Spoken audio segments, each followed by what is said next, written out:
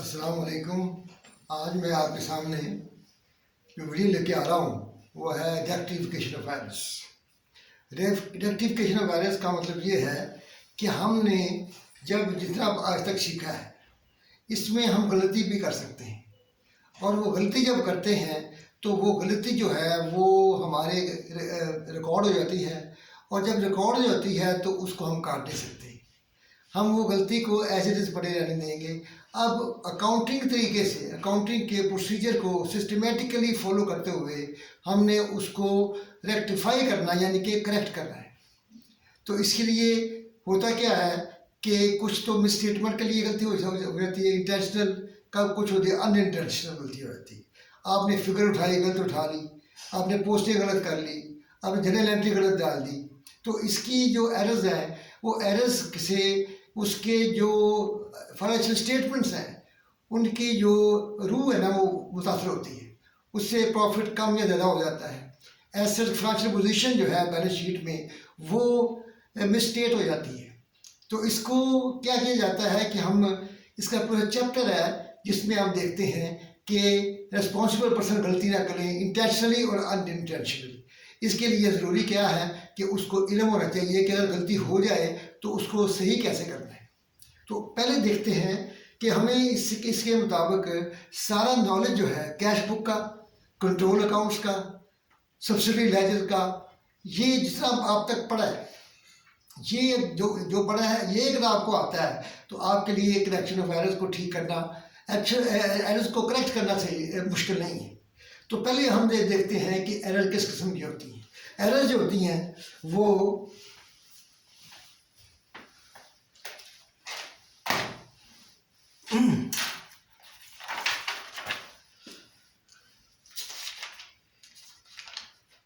दो किस्म की एरर होती हैं, errors of omission and errors of commission. इसकी डिटेल आती है। एरर्स ऑफ ओमिशन, ओमिशन का मतलब होता है किसी चीज़ को छोड़ देना। आपने किसी अगर एंट्री को, रिकॉर्ड जनरल एंट्री को ऑल टुगेदर लेजर में लेके नहीं गए, लेजर से वो यकीनी बात है कि ट्रायल मैनेजमेंट में नहीं जाएगा। जब वो नहीं जाएगा तो उससे क्या होगा कि उससे हमारा ट्रायल बैलेंस तो अरिथमेटिकली ख़राब नहीं होगा, लेकिन हमारा जो एक एंट्री है वो ना आने से हमारी फाइनेंशियल स्टेटमेंट्स गलत हो सकती हैं। इसके लिए मिसाल के तौर पर आपने एक एंट्री जो है सेल किया है और सेल को गलती से आप ओमिट कर गए हैं, और आपने ट्रायल बैलेंस को जब रिकनसाइल किया तो आपने समझा कि हमारा काम सही है, लेकिन वो ओमिशन जो है वो उससे हमारी सेल कम हो गई है और हमारे अकाउंटेबल कम हो गए हैं। इसको सही रखने के लिए आपको एहसास होता है कि ये गलती हुई है, बाद में होता है। तो इसलिए पहले आते हैं एरर्स ऑफ ओमिशन का मतलब है कि all together you have omitted to record a general entry.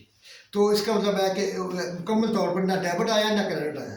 दूसरा बात यह है कि इस एरर में, ओमिशन में, आप बाज़ औक़ात ऐसी गलती करते हैं कि आप पोस्टिंग में गलत कर जाते हैं। आपने डेबिट क्रेडिट जनरल लेजर ठीक लिया, आप पोस्टिंग करते वक्त जब सब्सिडी लेजर में गलती करते हैं, अमाउंट 100 की 10 ले लेते हैं, 90 की 100 ले लेते हैं, 90 की 900 ले लेते हैं, या ऐसी किसी को गलती करते हैं, जिससे क्या होता है कि आपका होना क्या चाहिए, जब आप कंट्रोल अकाउंट को डील कर रहे हो तो आपका ये जो तमाम है क्या कहते हैं सब्सिडी लेजर का balance control account, accounts receivable या अकाउंट्स पेएबल से मिलना चाहिए। इसी तरह कैश बुक है वो, उसका भी बैलेंस मिलना चाहिए। तो ये तमाम अगर नहीं मिलते तो ये गलती जो है वो क्या होगा कि अकाउंट्स रिसीवेबल में पैसे कम जाएंगे। आपने गलत पोस्टिंग कर दी है तो वो पोस्टिंग सही करनी होगी, वन साइडेड एरर इसे कहते हैं। उसके बाद आता है जी कि आप एरर्स ऑफ कमीशन, आपसे गलती हो गई है, कमिटमेंट कर गए हैं आप, और वो गलती क्या की है, एरर्स ऑफ प्रिंसिपल सबसे पहले आता है। प्रिंसिपल का मतलब ये है कि आपने इसका बेसिक प्रिंसिपल ऑफ अकाउंटिंग को ही गलत कर दिया है। मिसाल के तौर पर वेजेस को नॉर्मली हम एक्सपेंस ट्रीट करते हैं, लेकिन जब वेजेस इस्तेमाल हो इंस्टॉलेशन ऑफ मशीनरी पर, या इस्तेमाल हो मैन्युफैक्चरिंग ऑफ मशीनरी पर, या इस्तेमाल हो कंस्ट्रक्शन ऑफ बिल्डिंग पर, तो वो जो अपना वेजेस है ना, that will not be revenue expenditure, that will become a capital expenditure. इसी तरह रिपेयर ऑफ मशीनरी, अगर छोटी मोटी हो तो वो रिपेयर ऑफ मशीनरी है, लेकिन अगर वो मशीनरी जो है उसको बनाने पर कोई रिपेयर हुई है, कोई बनाने पर कोई वेजेस हुई है, तो वो वेजेस भी कैपिटलाइज की जाएंगी, यानी कि that will go to the asset. तो ये जो प्रिंसिपल एरर है ये आप अक्सर करते हैं लोग, और वो इसलिए करते हैं कि उनको कैपिटल और रेवेन्यू का बेसिक कॉन्सेप्ट नहीं होता। तो वो आपने ध्यान में रखना है कि आपको बेसिक कॉन्सेप्ट इसका हो। कंपनसेटिंग एरर होती है। कंपनसेटिंग एरर का मतलब ये है कि आपने एक जगह पे डेबिट जो है वो ज़्यादा ले लिया है और उतना ही क्रेडिट कम ले लिया है, तो उसका मतलब आपका ट्रायल बैलेंस एक ज़्यादा हो जाएगा। तो ये से कहते हैं कंपनसेटिंग एरर। एक एरर दूसरी एरर को कंपनसेट करती है, आपने दोनों को ठीक करना है। ये नहीं है कि वो कंपनसेट हो गई है तो है तो गलत। तो इसलिए अगर आपने सेल कम ली है तो आपने उधर परचेजेस ज़्यादा ले ली है, तो इसका मतलब है सेल क्रेडिट होती है, परचेज डेबिट होती है, तो वो डेबिट क्रेडिट की गलती जब एक जैसी हुई तो हमारा ट्रायल बैलेंस का डिसाल हो गया, तो कंपनसेट हो गई। एक गलती ने दूसरी गलती ने पहली गलती को कंपनसेट कर दिया है, उसके अमाउंट को पूरा कर दिया, लेकिन हमने दोनों को ठीक करना है। उसके बाद आता है एरर्स ऑफ पोस्टिंग।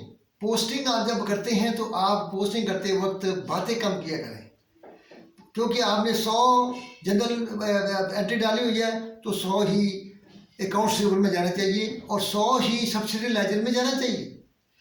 ये तमाम चीज़ें आप में होना चाहिए। और एक ही ये भी ध्यान में होना चाहिए कि क्या जो सेल्स बुक है उसमें सिर्फ हमने सेल को यानी कि सेल ऑफ गुड्स को रिकॉर्ड क्या करना है, और सेल ऑफ गुड्स को रिकॉर्ड करके उसकी एंट्री डालनी है अकाउंट्स रिसीवेबल टू सेल। इस तरह परचेजेस में आपने सिर्फ परचेज ऑफ गुड्स लेनी है, उसकी एंट्री डालनी है परचेजेस टू अकाउंट्स पेबल। इसमें और कोई चीज़ अगर आती है सेल में या परचेजेस में तो वो गलत है, वो आपने गलती सही करनी है। ठीक है जी। इसके बाद कास्टिंग का मतलब होता है टोटल गलत हो गए। आपने टोटल गलत किया है तो टोटल सही करेंगे आप। अगर कभी कभी आप टोटल ज़्यादा ले जाएंगे, कभी कम करेंगे, तो वो टोटल भी आप सही करेंगे। तो इसके लिए बात ये है कि एक सही तरीका ये है कि मैं छोटे 2 मिसालें देकर आपको समझाने की कोशिश करता हूँ, फिर एक छोटा सवाल हम करेंगे, तो उसके बाद ये बेसिक नॉलेज मैं आपको दे दूँगा। तो नेक्स्ट वीडियो में इंशाल्लाह ताला इसको डिटेल में हम जाएंगे। तो सबसे पहली बात ये है कि वो कहता है जी मैं अब इसको लिख के आपको क्लियर करने की कोशिश करता हूँ। कहता है जी परचेज ऑफ 1000 फ्रॉम, पहले देखें आप यहाँ पे मैंने आपको एक तरीका बताने लगा हूँ कि how to rectify the error. वो क्या है, purchase of 1000 from Rahim entered in the day book. Day book का मतलब ये है कि सेल्स डे बुक में, परचेज डे बुक में एज बुक एज 100, यानी कि 1000 की परचेजेज हुई हैं, परचेजेज हुई हैं 1000 की, और आपने पोस्टिंग किया है 100। इसका मतलब है कि रकम तो एक होनी चाहिए, तो ये गलती हुई है। तो इसको पहले क्या करें कि एंट्री क्या हुई है, इसका क्या है, करेक्ट एंट्री क्या है।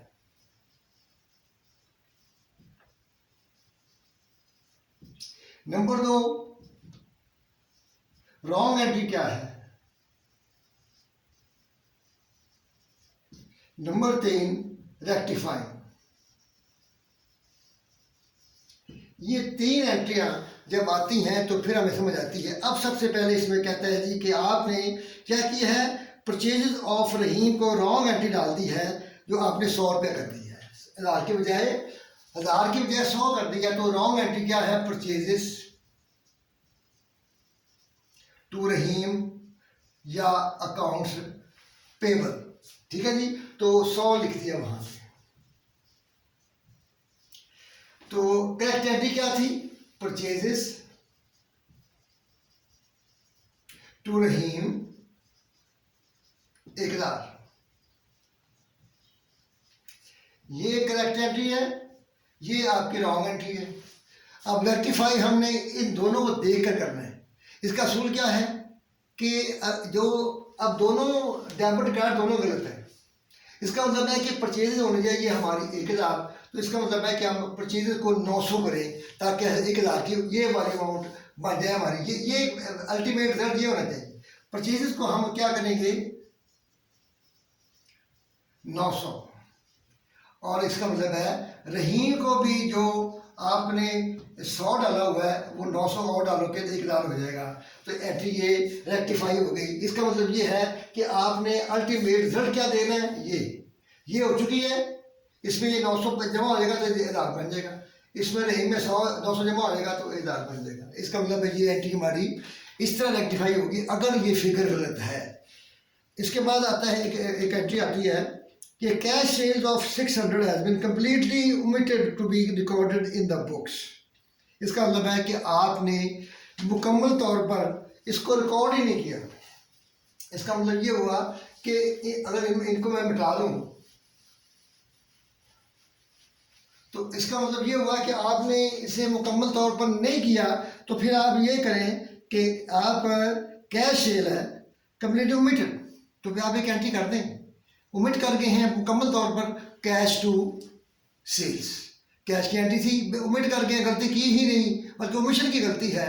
तो ओमिशन की जब गलती हो तो आपने मुकम्मल तौर पर पूरी एंट्री डालनी है। क्या कि करेक्ट एंट्री है इसकी कैश टू सेल्स। ये है मेरा ख्याल 600 है, 600 रुपया। यहाँ कोई एंट्री हुई नहीं है और फिर रेक्टिफिकेशन भी नहीं जरूरत है उसकी आपको। तो 600 ये एंट्री आपने अब कर देनी है, ठीक है जी। तो ये कर दी तो इसका मतलब है कि अब आपका सामान ठीक हो जाएगा। अब हम कहते चलते हैं आगे कि रेक्टिफिकेशन ऑफ दिस एरर्स हमने कर लिए। तो अब एक छोटी सी इलस्ट्रेशन और कर लेते हैं ताकि आपको हमें मज़ीद प्रैक्टिस हो जाए।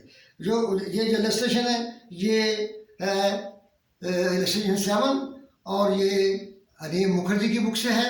मेरा ख्याल है कि इसका मैं आपको दे दूंगा लिंक, और लिंक से इसको हल कर लेंगे। एक ही लिंक होगा इसमें।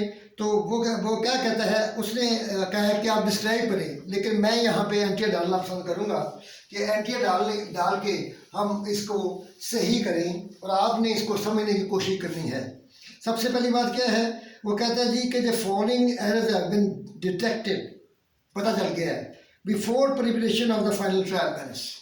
बात यह है कि गलती का मुकाम कब डिटेक्ट हुई, इसके 3 तरीके हैं। एक है डिटेक्शन बिफोर ट्रायल बैलेंस, एक है डिटेक्शन आफ्टर ट्रायल बैलेंस, एक है डिटेक्शन अपना before final statements is prepared, एक है detection after preparation of final statements. ये तमाम चीज़ें हमने देखनी है। आज हम जो कर रहे हैं ना वो है before trial balance. Trial balance से पहले हमने गलतियां क्या की हैं उसको ठीक करने का ये तरीका बता रहा हूँ आपको मैं। तो उसमें सबसे पहले कहता है जी कि हमने क्या कहा, यू आर रिक्वायर्ड टू कहता है sales day book has been undercast by 800। आपकी sales day book undercast का मतलब है कि कम लिखी गई है, कोई अकाउंट्स की हेड की गलती नहीं की, आपने 800 रुपया गलत कम लिखा है। तो इसका मतलब है आप अब 8 जैसे अभी किया था 800 रुपया बढ़ा दें। तो इलस्ट्रेशन 7 के मुताबिक इलस्ट्रेशन 7 तो पहली एंट्री क्या होगी, अकाउंट रिसीवेबल या उसका नाम टू सेल्स। ये आपने 800 कम लिया था तो आप 800 ले लें, ठीक हो गया जी। 800 ले लिया तो हमारी ये रेक्टिफिकेशन हो गई है। दूसरा जो साहब है, दूसरी एंट्री ये है कि the discount column of cash book debit cash side of the cash book represent discount allowed. जैसा कि आप जानते हैं मैंने कहा था कि कैश बुक की और कंट्रोल अकाउंट्स का नॉलेज आपके पास मस्ट होना चाहिए। आप जब Tier 3 का कैश बुक बनाते हैं तो वहाँ पे डिस्काउंट अलाउड होता है डेबिट साइड पे, डिस्काउंट रिसीव्ड होता है क्रेडिट साइड पर। यहाँ पे वो कहता है जी डिस्काउंट जो डेबिट साइड वाला कैश डिस्काउंट है, कैश डिस्काउंट हम काउंट फॉर करते हैं, ट्रेड डिस्काउंट काउंट फॉर नहीं करते। तो उसको क्या हुआ, it was cast short by 50। तो इसका मतलब ये है कि आपने इसको 50 कम ले लिया है। क्या ये डिस्काउंट अलाउड 50 कम नहीं, तो 50 ज़्यादा ले लें आप, ऐसी ही गलती है। तो डिस्काउंट टू अकाउंट रिसीवेबल 50, क्योंकि आपने कम लिया था अब बढ़ा दिया है, कोई और गलती नहीं हुई, अमाउंट की गलती हुई है। इसके बाद तीसरी एंट्री है repair of building should be treated as revenue expenditure, sorry. तीसरा कहता है जी कि repair to building charge to building account 500। आपने बिल्डिंग की रिपेयर की तो आपने बिल्डिंग को डेबिट कर दिया। इसका मतलब है यहाँ पे ये कानून जो है, ये कानून यहाँ पे मैं इसे इस तरफ करता हूँ कि करेक्ट एंट्री क्या हुई थी। करेक्ट एंट्री क्या है इसकी? रिपेयर ऑफ क्या लिखा है जी, repair of building charge to building. आपने रॉन्ग एंट्री की है, building to cash. Correct entry क्या है? Repair of building, repair expense to building. अब रेक्टिफिकेशन क्या होगी? रेक्टिफिकेशन इसमें जो गलत है वो आप डेबिट है तो क्रेडिट कर दें। अब इसमें क्या है, अमाउंट के बजाय अब हेड ऑफ अकाउंट्स गलत हो गए, तो रिपेयर जो है वो सही है, बिल्डिंग गलत है, तो बिल्डिंग अगर डेबिट है तो क्रेडिट कर दें। रेक्टिफिकेशन में बिल्डिंग क्रेडिट कर दें। जब बिल्डिंग को क्रेडिट किया तो कितनी अमाउंट है जी? बिल्डिंग 500 से आपने बिल्डिंग को क्रेडिट किया, या 500 से डेबिट था, तो ये खत्म हो गई, गलती आपकी खत्म हो गई। डेबिट गलती की थी, क्रेडिट करके गलती खत्म हो गई। इसका मतलब है जो गलत हो उसको उल्ट करना है। डेबिट है तो क्रेडिट करना है, क्रेडिट है तो डेबिट करना है। तो उसके बाद ये रिपेयर को जाना चाहिए। रिपेयर सही है तो रिपेयर को आप डेबिट करें। ये रेक्टिफिकेशन ऑफ एरर, ये करेक्ट एंट्री है, ये गलत एंट्री है, ये सही है, ये करेक्ट रेक्टिफिकेशन है। रिजल्ट ये होगा, आप देख लें, बिल्डिंग नील हो गई है और एक्सपेंस डेबिट हो गया। आपने ये देखना है कि इसका रिजल्ट वो होना चाहिए जो करेक्ट एंट्री का रिजल्ट होना चाहिए। और उसके बाद आपका आता है चौथी, goods worth 645 sold to Zeeshan Ali but the latter account was credited with 654। आपने क्या किया कि 645 था गुड्स वर्थ सोल्ड टू। इसका मतलब है कि जब सेल किया आपने तो फिर आपका क्या सूरत हाल होगी, ये आप देखें। ये बड़ी इंटरेस्टिंग एंट्री है, ये आज की सबसे मुश्किल और सबसे इंटरेस्टिंग एंट्री है। आपकी एंट्री क्या है? Sales to account receivable to sale. सही एंट्री क्या थी जनाब? Goods worth sold 645 to Zeeshan Ali, 645।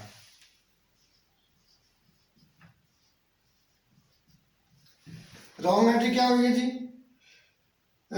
आपने goods but the latest account was credited with 654। जब आपने इसका ज़ीशान का कंट्रोल अकाउंट बनाया सब्सिडी लेजर में, तो आपने उसका ये किया, सब्सिडी लेजर ज़ीशान का है।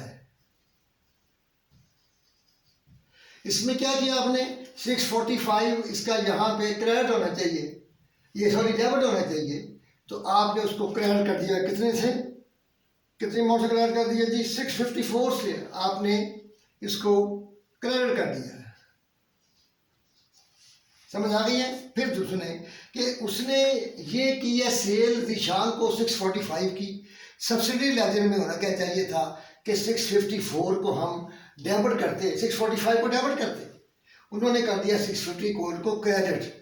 और इसका मतलब ये है कि आपने यहाँ पे ये लिखा, तो ये तो गलत हो गया। वो 645 है, 654 है, वो डेबिट होने चाहिए, क्रेडिट हो गया।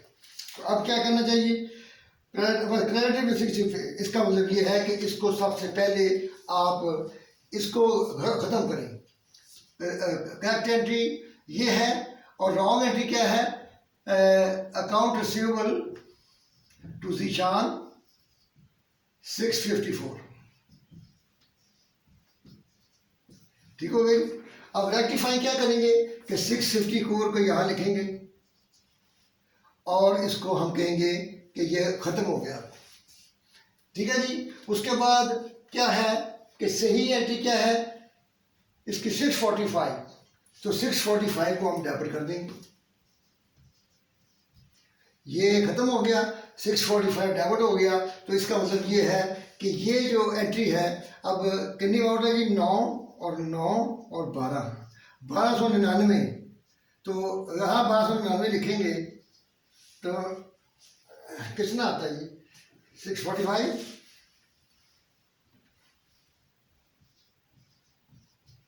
ये हमारा, अब इसका मतलब ये है कि ये हमें 1299 जो है निशान को डेबिट करना पड़ेगा, तब ये इसका असर खत्म होगा। तो 1299 को हम डेबिट करते हैं निशान को, यानी कि अकाउंट रिसीवेबल को आपने जो यहाँ क्रेडिट कर दिया है, तो हमने इसको 1299 से डेबिट करेंगे, निशान को डेबिट करेंगे। ठीक है जी। इसके डेबिट करने के बाद आपने जो कि गलती ये की है, ये निशान को 654 किया है, तो और अब निशान को हमने 12994 कर दिया है। तो इसका मतलब है कि ये निकल जाएगा और ये ठीक हो जाएगा। उसके बाद सेल्स को 645 की बजाय हमने सेल्स को जो है वो 654 जो है उसको करना है।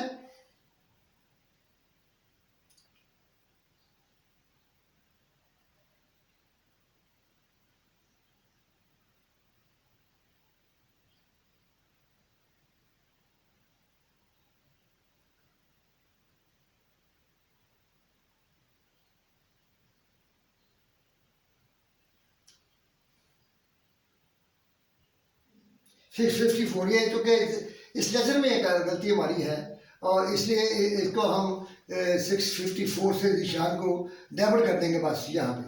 ठीक है जी। और इसकी और इसलिए एंट्री नहीं होगी कि ये सब्सिडी लेजर में हमारा जो अकाउंट है वो क्या है, इसमें कितना फर्क है।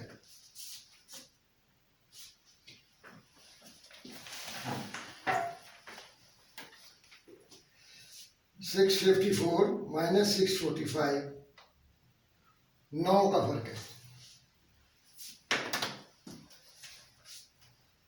सेल हमारी जो है 654 है, तो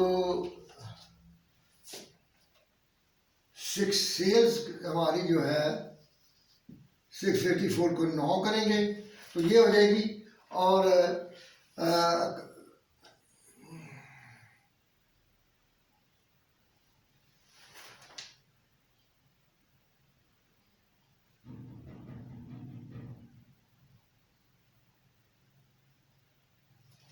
ये यहाँ पे मेरा ख्याल है कि यहाँ पे ये ठीक कर देंगे और ये ठीक हो जाएगा। उसको आपने सिर्फ निशान की गलती की है, पोस्टिंग एरर है ये। यहाँ पे आपका ये जो अकाउंट है 654 ही है, ही आपने की है, गलती ये है 654। आपने गलती क्या की है, आपने गलती ये की है कि जब पोस्टिंग की है तो पोस्टिंग में आप इधर लिखने की बजाय इधर लिखे, तो इसका मतलब मैं इसको ठीक कर देना ही काफ़ी है। तो ये हमारा सब्सिडी लेजर ठीक हो जाएगा, तो वो इससे मिल जाएगा, 654 से मिल जाएगा, करेक्ट एंट्री हो जाएगी हमारी। तो उसके बाद आता है जी कि आपने अपना repair of building should be treated as revenue expenditure, क्योंकि आपने उसके बाद लास्ट है wages paid for installation of machinery, debit to wages. इसका मतलब है कि आपने एंट्री गलत की है, डेबिट टू वेजेस और मशीनरी बन रही है, तो आपने एंट्री की है वेजेस टू कैश किया है, होना क्या चाहिए मशीनरी टू कैश। ठीक है जी, मशीनरी टू कैश होना चाहिए। इसका मतलब है कैश ठीक है, इसको छेड़ो ही ना, इसको छेड़ो ही ना। अब क्या है, वेजेस गलत है तो इसको क्रेडिट करो। अमाउंट कितनी है, 500।